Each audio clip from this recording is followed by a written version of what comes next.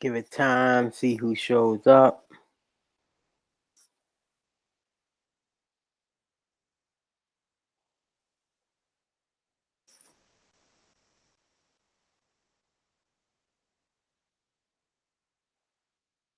See, I'm sharing a screen right now, so that's making it kind of rough to see who's here or not. I should have had my phone or something up, but I'm just going to go ahead and get started. And the disclaimer is clearly in front of you. It says the views expressed in this presentation are my opinions and not necessarily the opinions of guests and others sharing or reposting this video. The content is produced only for educational and informational purposes. Do not regard any statements in this video as a recommendation to buy or sell any financial instrument. Investing comes with risk to loss of capital. Always conduct your own research and seek guidance from a professional investment advisor. I am not a professional investment advisor. I'm Dollar Will. Let's make some money. Let's see. What the purpose of this discussion today is to tell you about something very strange, maybe exciting in another way, about what's happening right now to the S&P 500. The S&P 500 is the S&P stands for Standard and Poor's. It's the list of the 500 largest companies in the American stock market, largest by market cap. Market cap means basically the companies that have attracted the largest amount of money in terms of stock purchases, not necessarily revenue, but how much of the money in the entire stock market in America, what 500 companies has attracted the most money in the form of stock purchases. So that's by market cap. So these are the most loved, the most favored, the most popular stocks in the entire United States stock market. They drive the market. Okay, that's the S&P 500. These companies represent various industries, and so when the S&P moves up and down, that's a pretty good indication of the health of the entire stock market.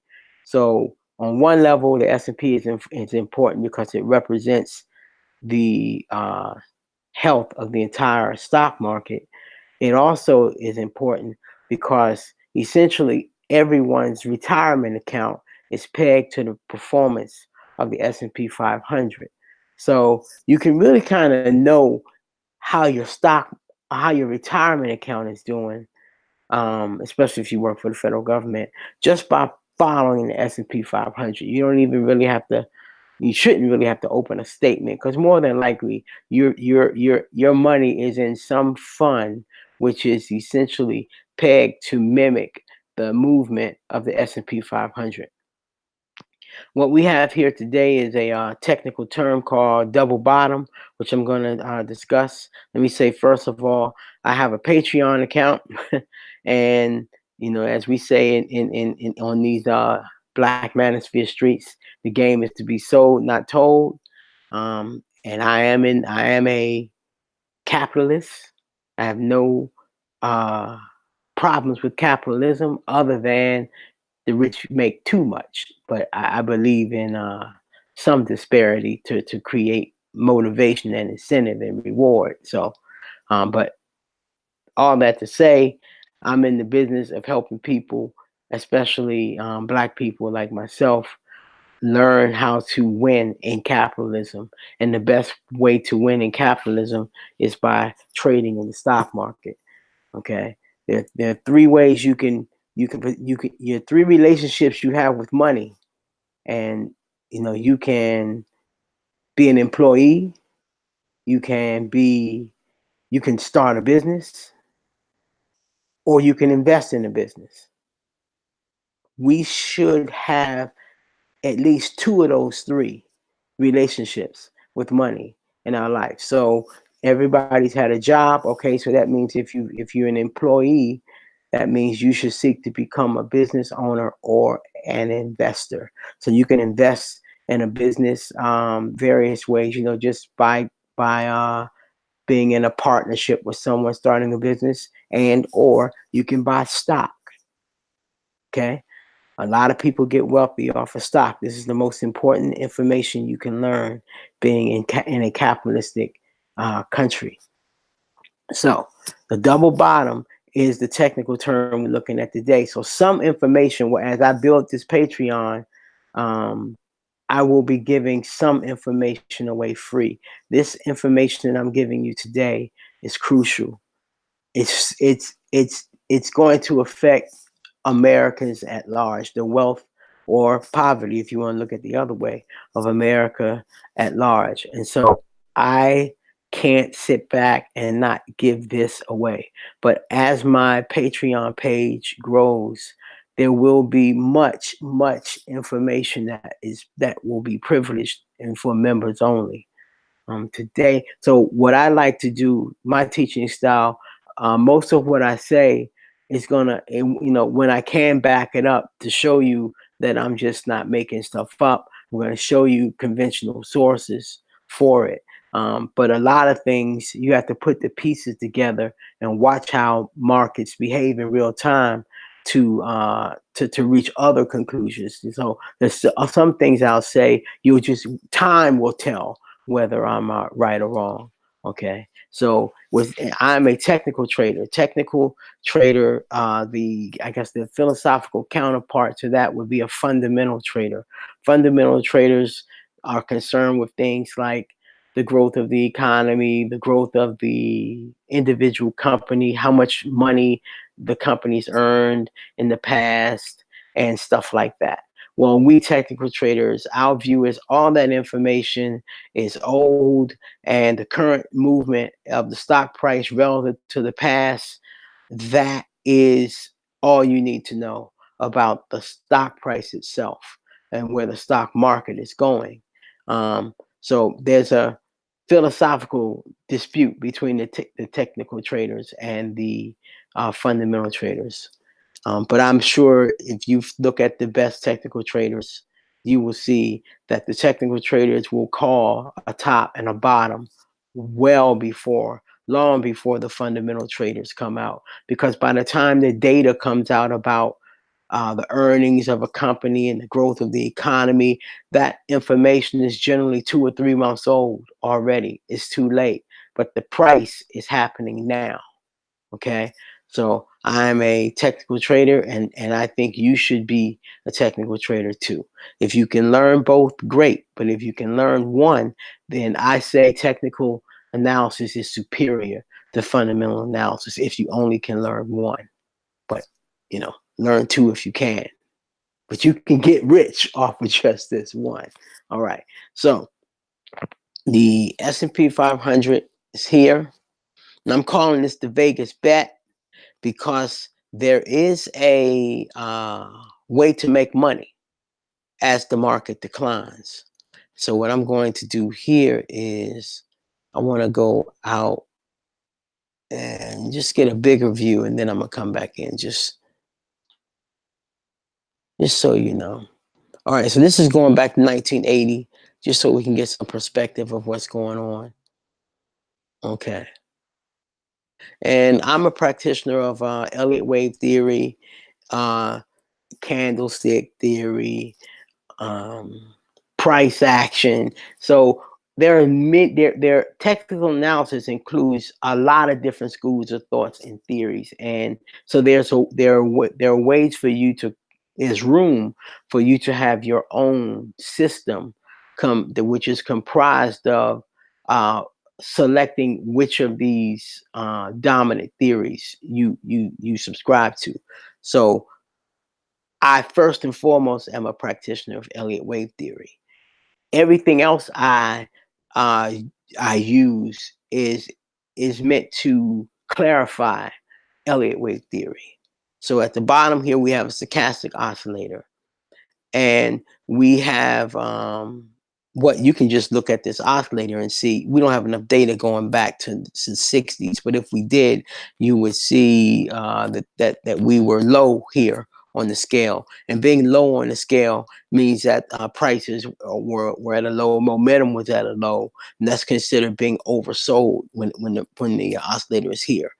Then when the oscillator is at the top, it means it's overbought. So what you see also here is prices can stay overbought for a very long time. Okay, so you really want to, generally you want to trade in the direction of the fast line in this oscillator. In this case, this orange on this one. So you can see it if you look to now, we're already pointed down in this oscillator. So to be bullish right now, that's on the quarterly chart. So every candlestick here is 3 months. So let's see, if we were back here in the 60s, we would, let's say we would call that wave 1. And so we would have gone from oversold to overbought, and that would be 1. This would be 2, 3, 4, 5.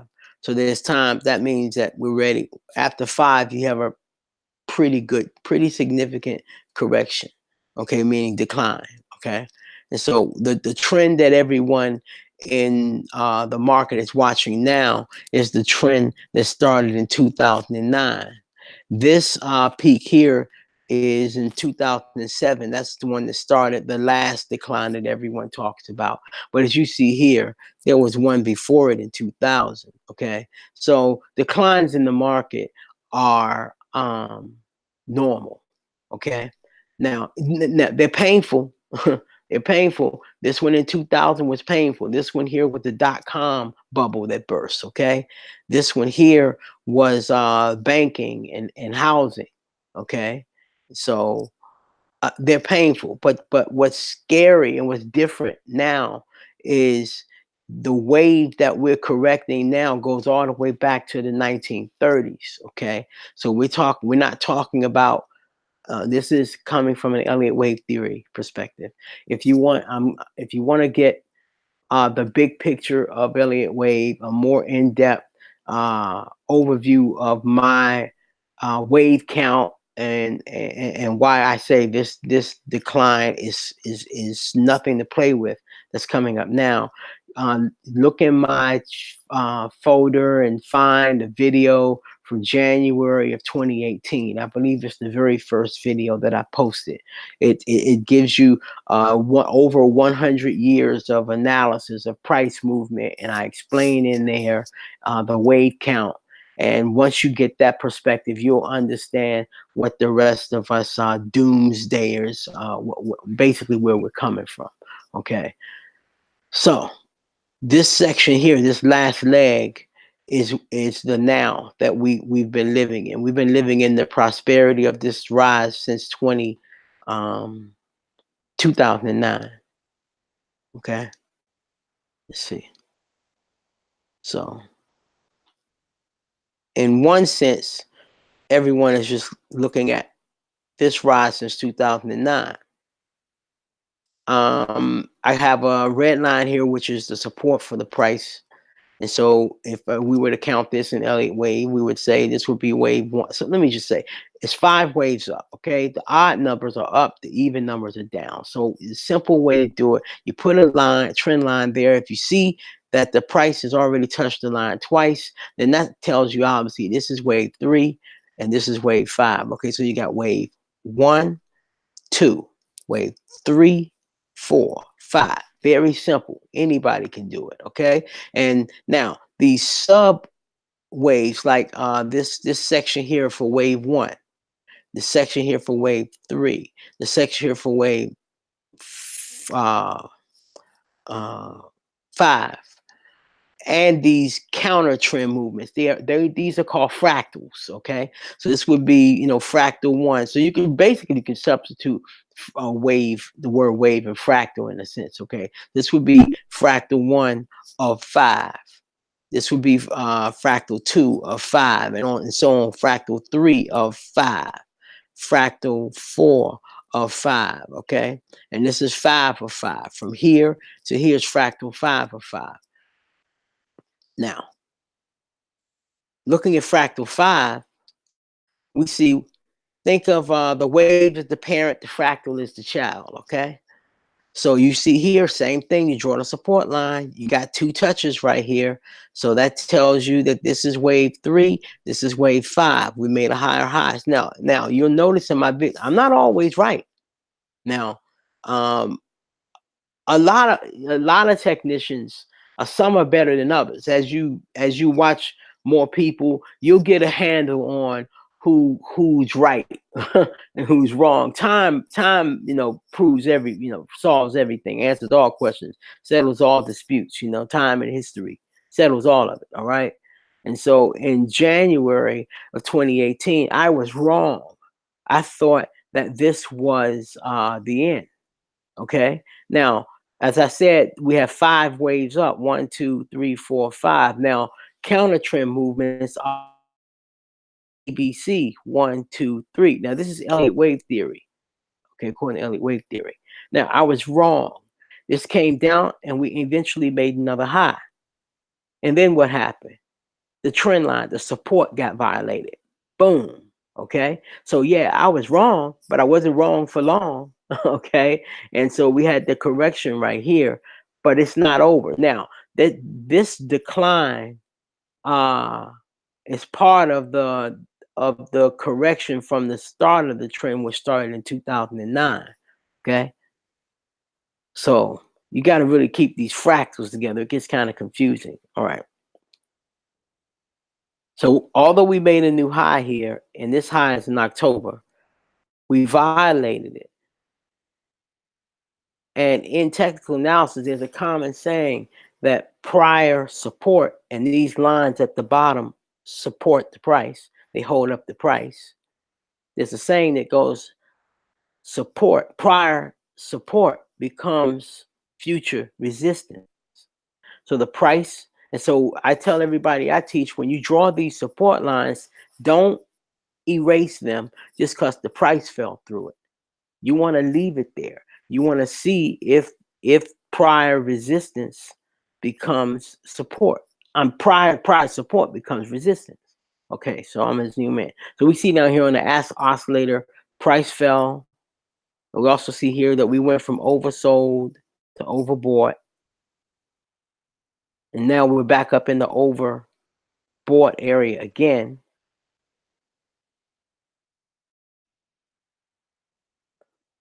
And today is about double bottom. I'm gonna put up another video later about another technical sign that I see here clearly, clear as day. But I'm not gonna tell you about that one. You're gonna have to come back in another video, probably this weekend, Saturday or Sunday. I'm gonna address this second one. Now, all of these things that I teach, these technical signs, you writing them down. You need to make a folder and make a dollar whale folder in your YouTube account. Make an email folder so that you can write down some of these ideas and save them, or word process a document folder on your computer, because I'm giving you free game. Okay, these technical trading programs on the high end of the price scale, they cost between $25,000 and $50,000. Okay, you got most YouTubers sell the same programs for $1,000 to $2,000, and a very, very small number sell the program for about $500. Okay, and it's hit or miss. Okay, it's not necessarily that the one that costs the most is the best. So it's like you really kind of have to already know how to trade to know which one is the best. Which ones are telling you which all that you need to know. So what I am giving you is like multi-thousand dollars a game, and on my Patreon site, it's only $10 a month. I can't do the $1 and $2. I can't do that. Okay, I cannot do that. This is time away from me trading and making money. And this has to be more serious to you than just $1 or $2 or $5. Okay. So, if my Patreon members are going to get private hangouts, essentially, since there's really nobody there right now, you essentially going to get individual counseling, so the people that get there the soonest will be able to get the most individual tutoring. So, avoid the wait, avoid the rush, get there fast. All right. So what we got here is we are looking at the weekly chart, and the price returned up to the general area of the prior support. So support became resistance, and we're uh overbought. So so basically the odds when this orange line, the fast line on the oscillator, crosses above the slower line, the odds are in your favor that the price is going to go up. That's a good time to take that bet, take that position. And this low was like the day after Christmas. Now once you get up here to uh the overbought area, the odds are not in your favor. Okay, so you want to make money. And like 95% of 95, probably 90, I think I read a stat that said like 95% of the people that trade lose money. Okay. It's because they don't know basic rules and we get greedy, you know. And I said because you can know all the rules, but you may not have the discipline to follow them. It's like everybody knows to eat right and exercise, don't eat too much junk food, fried foods, and carbohydrates. But how many of us can do it? So knowing the rules and being able to have the discipline to apply completely two different things. And I'm human. I have my issues, and I tell people all the time that I trade. I mean, the people that I train, I say, I can tell you the rules, but don't look to me because I have my weaknesses, my shortcomings in life, and my shortcomings in life, my personality, they show up in my trading. And whatever your shortcomings in life are, they're gonna follow you to trading, just like they already permeate the rest of your life. So trading is no different. So because I do or don't or can or can't do something doesn't mean that the rule isn't valid. That's just a reflection of my character flaw. Okay, so there you go. All right, now what I want to show you, this little trick here on this oscillator. You can go to the previous candle, like let's go to this candlestick. If you look move your eyeballs up to the upper left. I got a couple of, I want you to look to the orange and the blue dot at the bottom of that little box. See that pane jumping around left and right there? That's what I want you to look at, that pane. At the bottom, just kind of, you can roughly see that the orange dot has a higher value, and it's almost four units away. Okay, so you can add 4 plus 81, it'll get you to 85. It's almost exactly up to 32. So when you move to the next candlestick, you'll see that if you say regard that, let's just round that blue dot off to 86, and so that would make that 362. Okay, units, 3.62 units. Okay, so that is closer together than here. So the line's getting closer.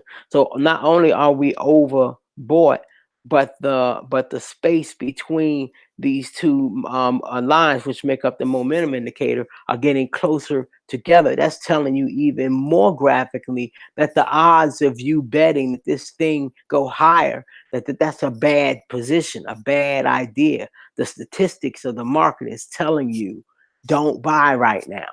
Okay, and this is again the S&P 500 we're studying. All right, now we are currently looking at a weekly chart, and this week ends today. Now this price made a new high this week, and let's look at the values of the orange versus the blue dot. You see that there are less than 3. So if we would add 3 units to that 88.75, that would get us to 91.75. So we're less than 3 units away on this current candlestick, and we're more than 3 here on the previous candlestick, and in the candlestick before that, we're 4 away. So why would you want to keep betting that the market is going to go higher?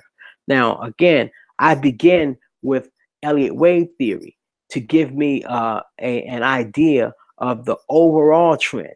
Now, critics of Elliott wave theory and technical analysis, they say, well, what does that data matter? Well, you have to look at it this way. We produce much of what we use in society comes from the processing of natural resources.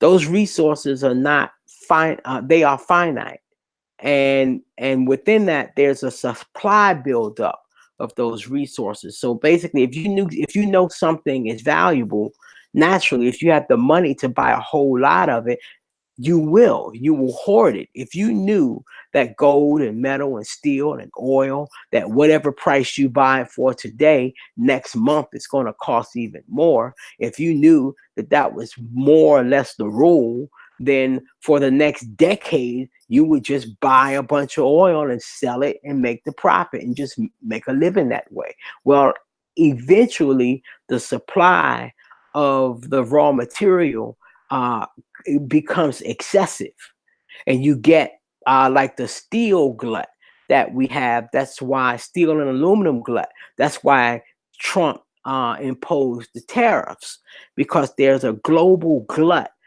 of basically just about everything. There's a global glut of oil right now. There's been too much oil extracted out the ground. There's been too much steel produced, too much aluminum. So now, as opposed to extracting natural resources with the promise of being, or the prospect um, of the price going up a month from now, well, that ship is about to turn course. And so now it's more likely that the product that you process by taking it out the ground and turning it into steel and diesel fuel and gasoline and whatever, now the proposition is that you're going to be able to sell it less a month from now than what it costs you to process it today. Okay. And that's another way how you can get a gauge on the economy. And that's why I'm Dollar Will. It's not based on, like, just, cool swag from the hood. No, I am Dollar Will because all of those major commodities like oil and steel and all the metals, they have an inverse relationship to the US dollar. So basically, value follows money follows the value proposition. So when it looks like those commodities have a long arc to rise, people spend their dollars to buy those commodities. Now, when those commodities reach that point of saturation, glut, where we stored too much of it, where now we won't be able to make our money back. We're gonna have to sell it. We're going to put it in a cutout bin to get rid of it, because we spending more money to pay for it in storage than we're going to be able to sell it for in the open marketplace. Okay. Now, what happens in those situations? People don't put their money in material things like houses. Yes, the housing market is going to correct too. And I will be talking about that in future videos. I'm going to show you that on the chart. You don't have to take my opinion for it. That's the good thing about technical analysis. You don't need anybody's opinion. Once you learn how to read the charts, you can see for yourself. These stock prices represent real money. Okay, real money going into the biggest companies, and you can even research things on a global scale, so you can see what's going on in the world and in America. And once you look at things from that point of view, there's really no room for anybody's contrary opinion. Okay, now that's the technical opinion. Our point of view is we don't know why necessarily the market is slowing down. We really don't care. Okay, that's for the fundamental analysis people to spend all day arguing about, is whether the company economy should be going higher based on some theory. We don't care about that. We look at the data and we just trade the trend data. Okay, I got sidetracked somewhere in there. And what was my point? Wow, I'm getting old, y'all. I'm coming up on a my double nickel, my 55th birthday. Don't let the young voice fool you.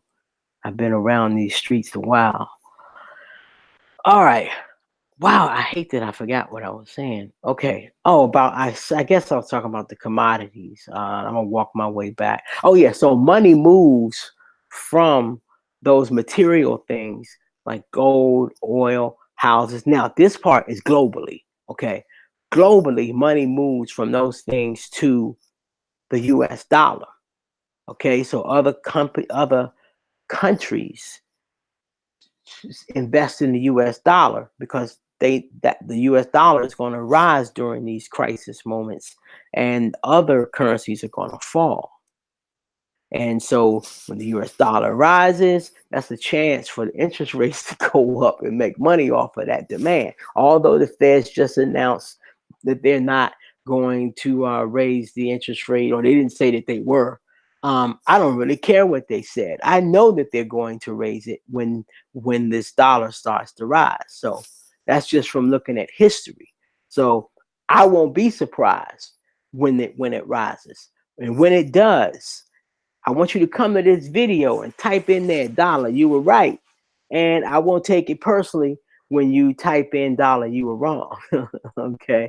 Um, you also already noticed that the retail, all the malls are shutting down and slowing down, and stores are closing, the layoffs are happening. And I've said this in other videos that this would happen because that's just how the dominoes set up. Okay. People don't have jobs. They're not going to be, paying for frivolous things. A lot of people are not even going to be buying stocks because of it. So everything is going to be affected by this correction.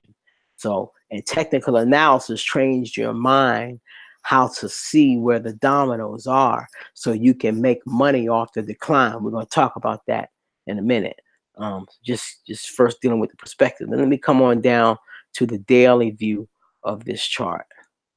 You'll see me step through the different time frames because these candlesticks, they contain certain information that you will learn over time. And the more, sometimes too many candlesticks can confuse matters. So I jump around on different time scales to compress time so we can see the movement of money. Okay, think of this price as money. Okay, okay.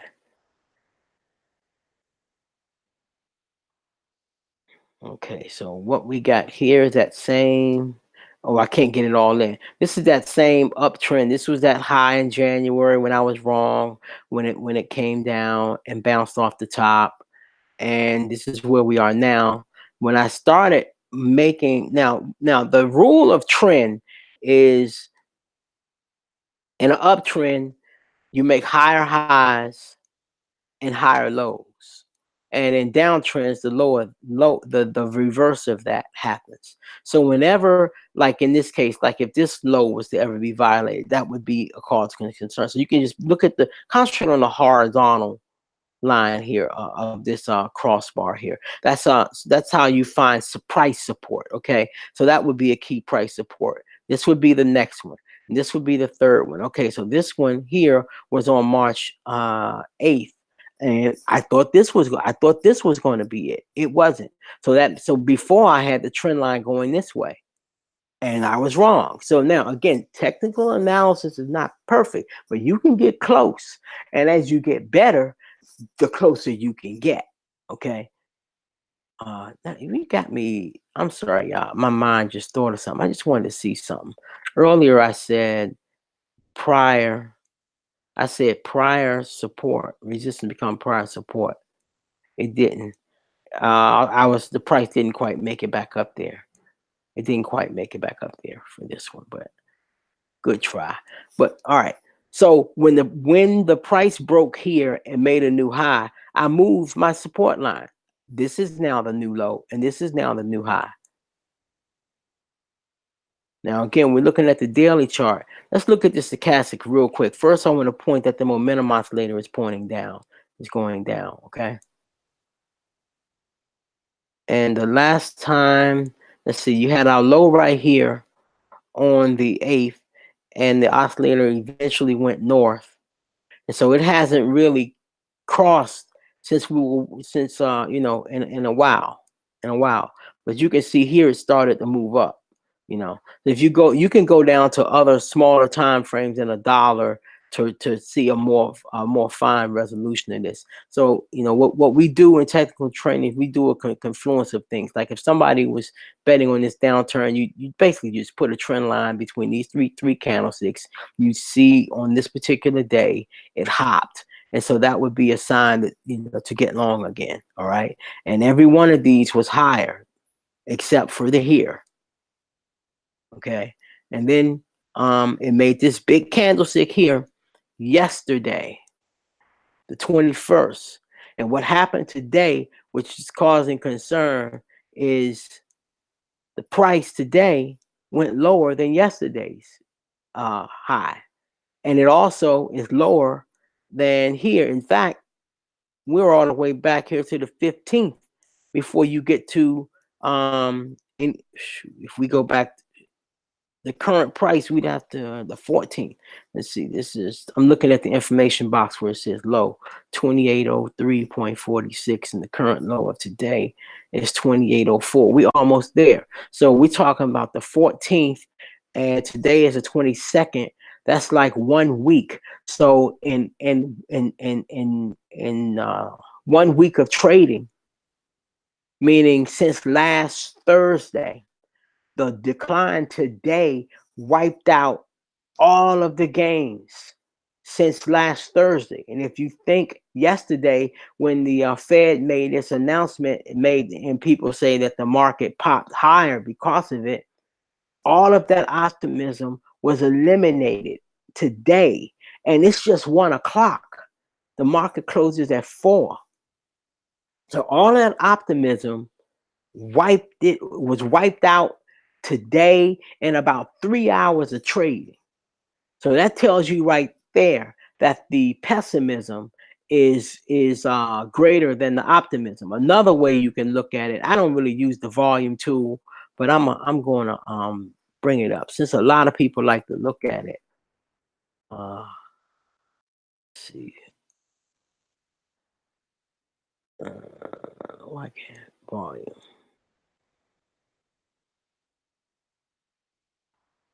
I hope this is the right one.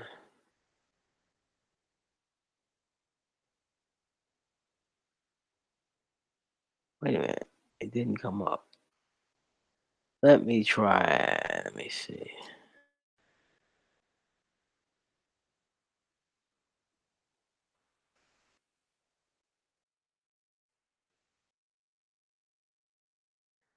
Let's see.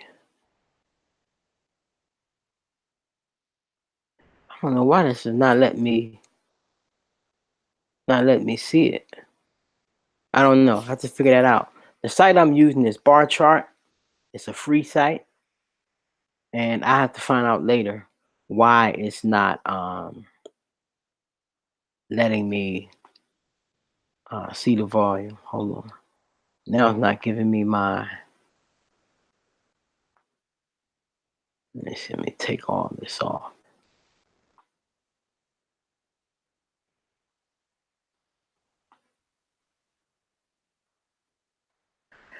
Okay. All right. So I explained how we're making a new low. Now I want to go in a little more and look at this this recent leg of the trend that started around Christmas. This up move started around Christmas. What I like to do, and again at the bottom, this is the stochastic oscillator. Okay. So the price bottom on, if you, and it says Christmas Eve on the information box. That's what it says. So the trend that we've been riding has been running since Christmas Eve. Okay, sorry for this mic noise. I'm moving stuff around on my laptop. All right. So you'll see here this support line. I really need to move it, but basically, I'll just move it up right here. Basically, what everybody's watching, it really should be titled. You can obsess over it and all that, but the market or the technical traders are looking to see if this support holds. If this support doesn't hold, then that's going to spook the market. There are a lot of computers that's trading like large amounts of money, and these computers have a program, and that program is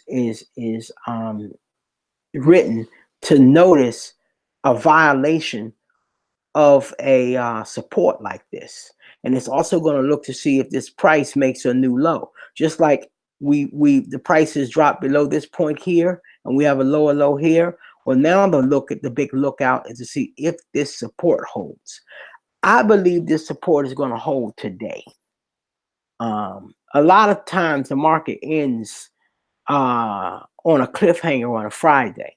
It's also telling that when Friday is negative, okay, markets market psychology is such that if people are optimistic about the market, they leave their money in over the weekend. They feel comfortable about that. But when the market is down on a Friday, that's telling you that people don't feel safe leaving their money in. They don't want to have all the fear talk over the weekend cause the market to open on Monday morning at a much lower price than it is right now. So when people don't have confidence in the market, they sell on Friday.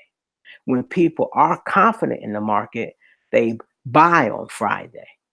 So that in and of itself is something, keep that in mind. So in declining markets, if there's any optimism through the week, it's going to happen in the beginning part of the week. And as we get closer to the weekend, pessimism is going to overwhelm the optimism. In a bull market, the reverse is true. You have the beginning part of the week generally will be negative. You might get one or two down days in the beginning of the week, but then you have the optimism at the end of the week, because in bullish markets the price opens up Monday higher. It can, there's nothing for the price to open up higher than it closed. So you don't want to miss out. So you keep your money in there on Friday. But when the sentiment turns to negative or bearish, nobody wants to have their money in the market on a Friday. So that's just that little bit of game right there is worth a Patreon subscription. You're gonna get all the nuggets, but I'm gonna tell you, I'm not going to on this YouTube channel like I am right now as I get Patreon subscribers, because my loyalty first is going to be to them. But I mostly want to protect the our people from financial devastation. I'm going to give enough free information away so that people can learn how to how these changes might ain't no might how these changes are affecting their retirement. We're not talking about just losing money in your retirement account. We're talking about whether or not you can retire. Okay, because we're talking about if we Elliott wave theory traders are correct, technical traders are correct, then this decline will be on par with the decline that we call the Great Depression. Okay, so this is huge. So how low could it go? I think we're going to take out that low from 2009. I think all of that is going to be gone. You can just wipe it off the books. Every penny that was made in the stock market since 2009 is going to be destroyed. And there will be no bottom in this decline until we go below the 2009 level. That's just my opinion from technical trading, from my wave analysis, and it doesn't. Everybody's got an opinion. We'll see how it goes over time. You'll see how other calls I make go, and you'll watch some other videos, I'm sure, of other people, and through real-time analysis and some retrospective of what I've said and others said, it'll become apparent to you who you should listen to. And as you learn the rules, you will come to make the same conclusions. All right, so now let's talk about how to make some money off of this. Let me show you something really, really ugly. ugly and beautiful at the same time. This thing is horrible. Okay, this symbol is called TVIX.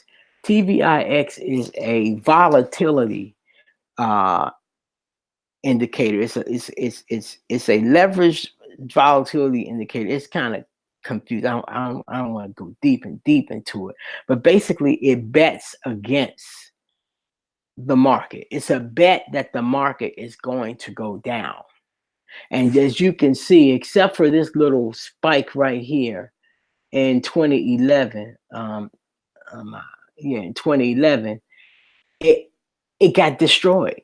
So betting against the market since 2009 was not a good idea, except for this one little time. If I was to overlay the S&P 500 over it, you'll see that the market fell and people and this went up. What happens is people with some people with lots of money in the market, they buy these options. Basically, this ETF is functioning like an option. There's another financial instrument called an option, which is also a bet that the market will go up or down.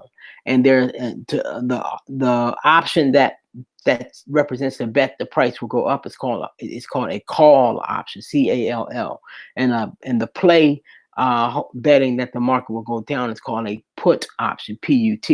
Okay, now this TVX invest in options and futures contracts. Okay, and so because Wall Street know that options and futures are complex, and a lot of people want to participate in options and futures, but they don't understand how it works. So what they did, what some companies and what some brokerages did, they created this ETF, which gives you some exposure to the options and futures market without participating directly in the options and futures market. So this is a very high risk way to trade. It's extremely high risk. No one should use these instruments unless you're a pretty good technical trader. But as you see here, every dog has its day. This thing has been mostly wrong, but when the market goes down, this is one thing that will go up. We'll see here that on the low, the price was, looking in the information box, yes, you got that right. That says 40,150,000. Okay. So what happened was the price used to say something saying like $2 or $3 or $500, but the price dropped so low as the S&P started going higher. They did what's called a reverse stock split, because you can't have something with the value of a negative number. So they can, and so when they did all those stock splits, that just raised these prices to, it makes the data look like, ridiculous. Nobody paid $40 million for this. Okay.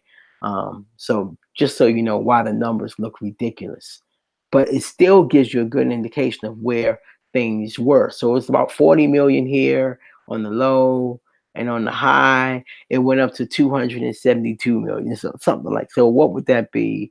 God, 40 going to 27. Let's say 40 into 28. That would be, I guess the same as 4 into 28. So that would be, is that 7? Yeah, 7 times, almost 7 times. So your money would have multiplied almost 7 times if you catch one of these runs. That's why I call this video the Vegas bet. Again, we look on a weekly chart. On the oscillator, I'm gonna zoom into the now. But before I get there, you see that we went from overbought to now we're oversold. So the stochastic shows that this TVIX is ready to rumble. Okay, so it's just been getting devastated, except for these little pops. Okay, so some traders some day traders, a lot of day traders will trade this. Okay, because they can get a pop like this. Maybe they catch maybe a 2-week period. The market has been in turmoil and going down. They'll invest in something like this and triple, quadruple their money real fast. Okay, but it's dangerous. So you can make a lot of money fast and you can lose a lot of money fast. All right. Here's when that high in no in January on the S&P chart, when I said that we were at the bottom and the market was going to fall. Well, this was the spike that was caught in January. However, I was wrong when the market turned around and kept rising. So that meant this money got destroyed. Okay, and it made a bottom right here in October. Remember that peak in the S&P was in October, and so the low here in this TVIX symbol was, and looking in the information box low, it says 2474. So then we had a rise, then we had a fall, and to right now this current candlestick, which is for this week, which ends today at 4 p.m. The low today was 2496. Yeah, 2496.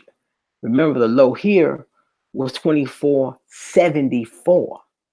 So we have a low here, which is actually higher than the low here. So that suggests, but doesn't confirm, but it's highly suggestive of a double bottom. And we're over sold. So you have the price went up to overbought, came back down to oversold. We did not make a new low. So that's telling us, suggesting to us that the momentum going down is over. It's not enough energy to push the price lower. That there's enough demand stepping in to stop it. You can look at it as we were extremely pessimistic on we were optimistic that the price would go higher in October. Extreme optimism would mean a very low price in TVIX. We've never returned to this low price again. So whatever you're thinking, this proves that when it came time to put up real money, the market was never as optimistic about the S&P 500 as it was on in the week of October, in the first week of October 2018. Okay, so TVIX. How I'm trying to see this stochastic here. I was seeing if it flipped. So I'm looking at this orange and purple here. Let's look over to the information box in the upper right. So the orange is at 374 and the blue is at 407. So the orange has a little bit way to go to flip, but not much. That's nothing. That's nothing. All right.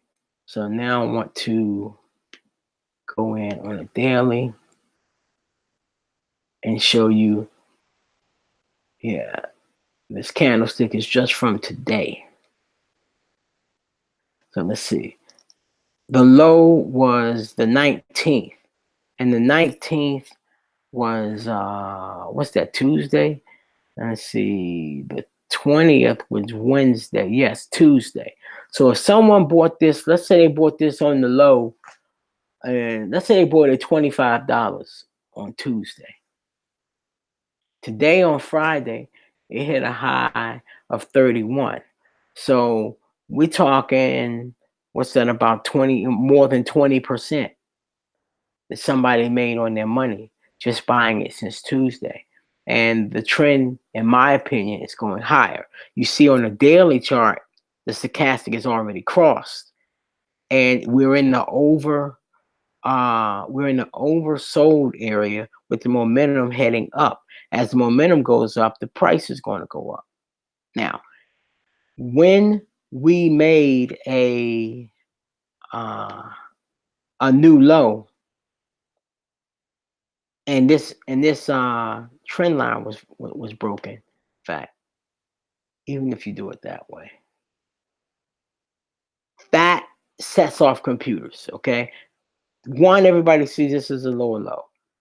Okay, and you look at this horizontal line, then we fired above it with some serious conviction. The size of this candlestick is convincingly bullish for this symbol. Okay. Now, what the computers are looking at next to confirm if this is a double bottom, we're going to be in a guessing. The market is going to be in a guessing game and arguing. The bulls and bears And the people who are bullish and bearish, let me put it that way, are going to be arguing back and forth about whether the market is just taking a break for another push higher, or whether this is the big one. You know, Elizabeth, the red fox talked about, Fred Sanford talked about. I'm in the camp that this is Elizabeth. Okay, this is the big one. So the first test is the price has to make this high, has to take out this candlestick here, which is at 36.72. That's the first test, a big question.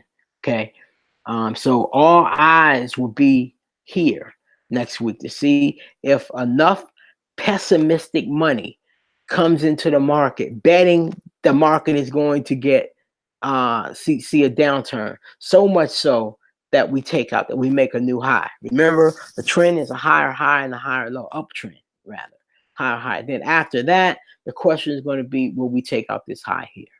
Okay, so here you have the October high in the market, stock S&P, which created the lowest point for this symbol, which bets against the S&P. Okay, and you have a retest of the bottom. That's what we call this, a retest of the bottom. The fact that this bottom here is higher than this bottom here, that's positive. We violated these two trend lines here, that's positive. Once we violate this high, make a new high here, there will not be any more debate. You will not see any more bull and bear debates on television or in spam emails about how much higher the market's going to go. Now, the people that's buying this will already be in it, and they'll go from, let's say the person bought it $25 and this high here was 86.50. That person will have tripled their money. Will quadruple their money, actually. Okay, they will have three times. They'll have three times their balance. Let me put it that way. They'll have more than three times their balance, and the trend is just getting started. Okay, now I'm calling this the Vegas bet. This is not the kind of thing that you should think of it as a Vegas bet. Okay, it's incredibly risky. This thing is incredibly risky, but if you're the type of person that likes to go to Vegas or and lose $3,000 or $2,000 and you call that entertainment, I say I think this is a better bet. Because at least you can win here. And if you lose your money, well, don't complain. If you don't complain when you lose $2,000 or $3,000 in Vegas, but at least there's some science backing this up. There's nothing backing up a lot of what you're doing in Vegas. Okay, so that's my feel on that. And to go from like a $25, a couple $1,000, I don't know how high this thing is going to go, but if it comes up to, let's say, over $1,000, man, okay, let's see, a 1,000% move would be from 25 to 250. 10,000% move would be from up to $2,500. Now, I already showed you in the other price scale that this thing, the price high on the other end of the chart is in the millions. Okay, in the millions. Okay, so I'm not saying it's going to go there up to that height. I doubt that it will.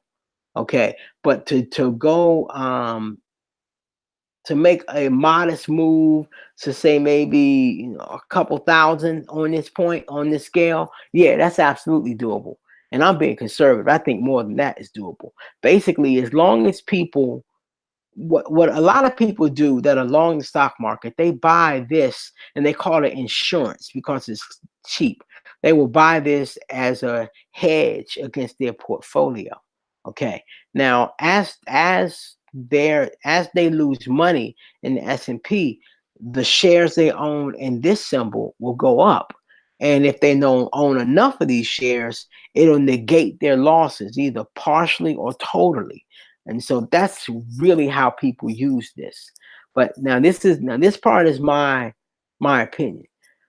at some point in time, people will move from optimistic to pessimistic, and they won't buy the S&P 500. And when that happens, they won't have any use for buying the TVIX as insurance against their S&P 500 position, because they won't have an S&P 500 position, and that will affect the demand or the price appreciation for this symbol. Now, that's later.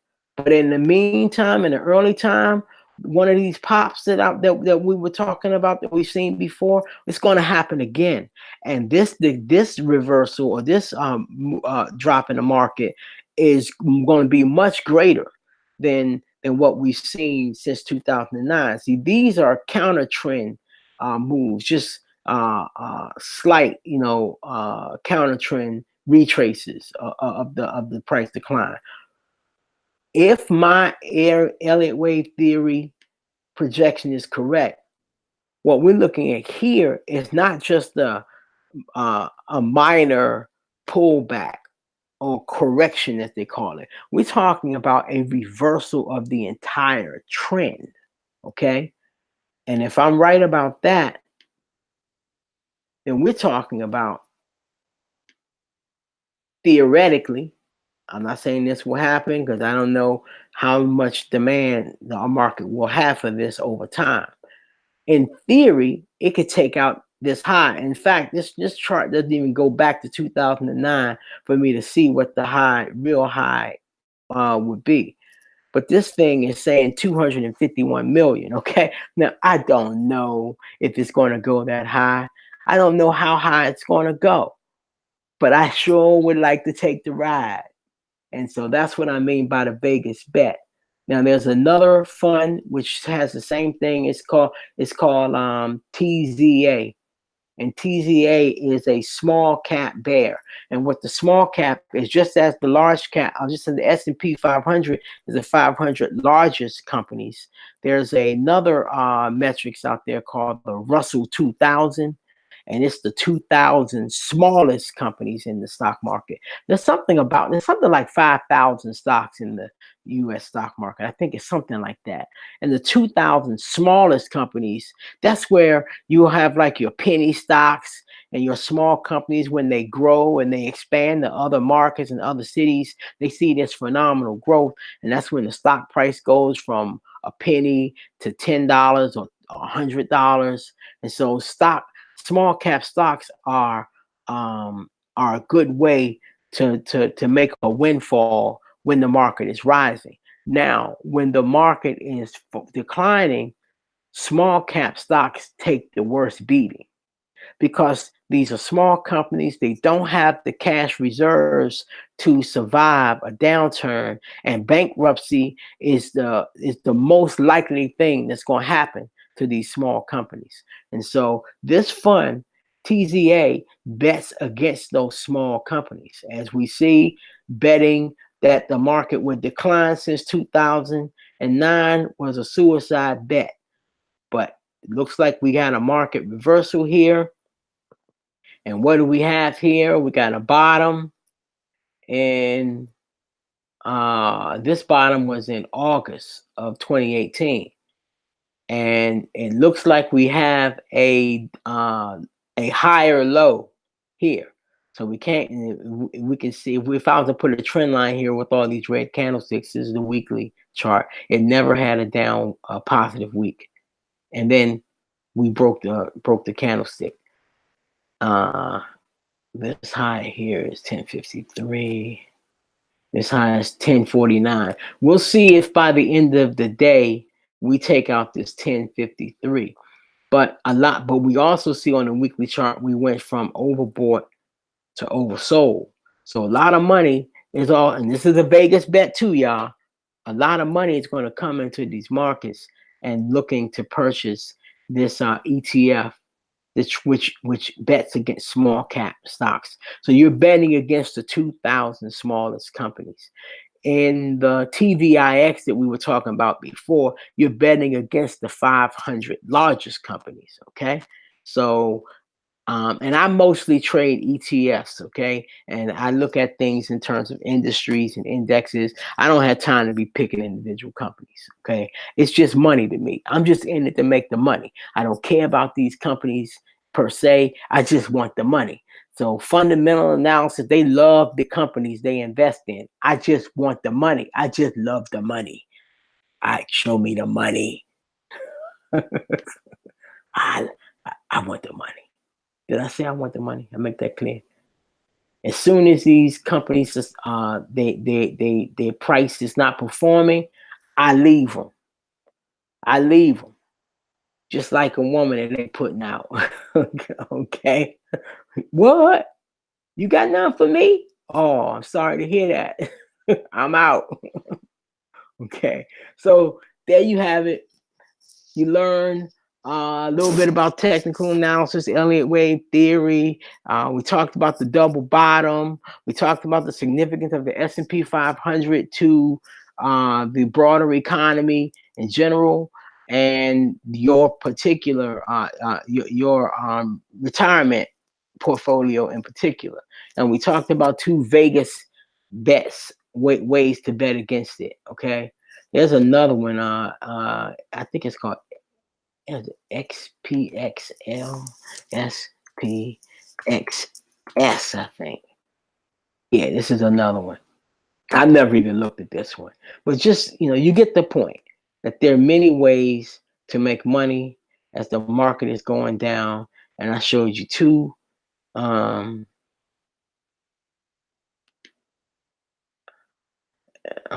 before.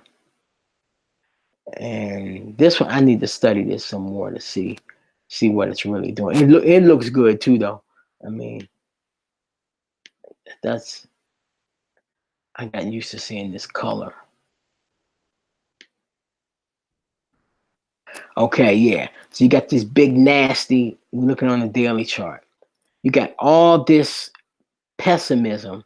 Now again, this fund is a bet against, or ETF SPXS.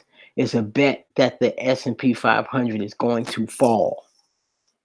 Yesterday, that when that interest rate decision came out, you got to flip your mind, y'all. This is the S&P 500 rising, which caused this fund to lose money, or this ETF to lose money. But then the market turned right around today and declined, and this fund gained back all of what it lost yesterday and made a higher high. That is a bullish move. So what happens a lot of time in the stock market when you're at the end of a wave count, it's like I hate to be vulgar, but I'm not gonna be vulgar.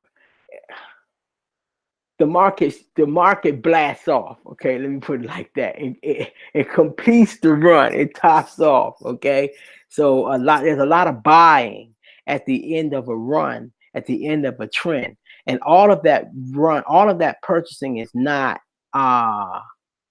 optimism. Some of those purchases are people are shorting the market. When you short the market, basically you're borrowing shares from the broker. So you say to the broker, I want to short the S&P 500. And so what the broker will do is go out and buy the shares that you want to short. So the broker, by buying those shares, will make the market rise. Okay? But that's not an expression of optimism. So how does that person that's shorting the market make money? By initiating a short with the broker. That's another way to short. The buying these bear market funds, SPXS, TVIX, and TZA, you're also really shorting the market. Also, that's another way to short the market. But the traditional way is what I'm explaining now, is when you call up your broker and you're shorting the market, and you tell them you're shorting the market, and you say, I want to short the market 100 shares, SPX at this particular price. So the broker will go and say, okay, so he'll go and buy those shares on your behalf. And what happens is, as the shares lose value, the depreciation of the value is what you put in your pocket. It's like if I loaned you my Mercedes Benz for 2 years. I went and bought a brand new Mercedes and I loaned it to you for 2 years. And you put up the money that it cost me to buy the car as collateral. Over the 2 years, the depreciation of the Mercedes, you put that in your pocket. And then what did you borrow from me? You borrowed my car from me. You return the car to me. You don't return the value to me. The depreciation you put in your pocket. You said, let me borrow your car for 2 years. I'll bring it back. Sure enough, 2 years later, you brought me my car back. The fact that the car lost value ain't really none of my business.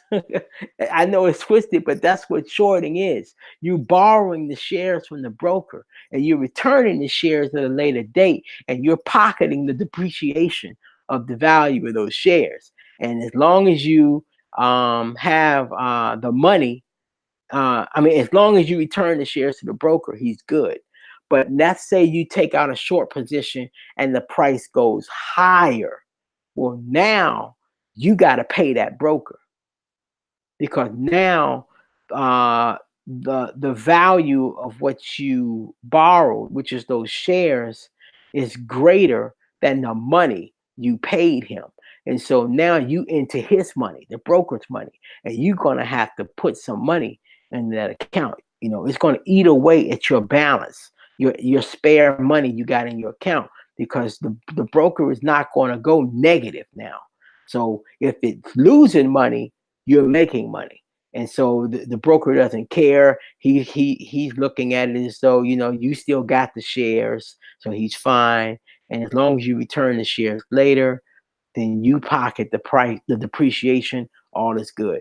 So that's the best way I can think of how to describe traditional shorting. If you're a trader and you have a better explanation, drop it in the what am I saying? In the comment section. So like, comment, subscribe, join the Patreon.